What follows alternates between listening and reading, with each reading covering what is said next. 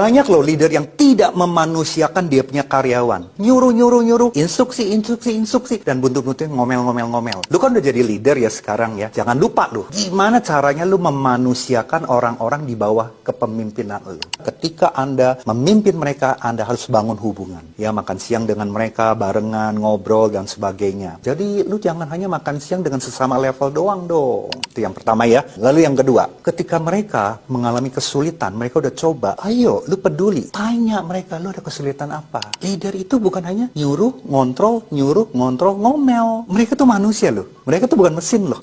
Yang ketiga, kamu menciptakan rasa hormat kepada mereka. Udah tahu dia lagi sakit atau keluarganya lagi sakit, lu agak peduli lah, lu ada sedikit toleransi lah ya. Ya sehingga mereka juga merasa respect sama kamu.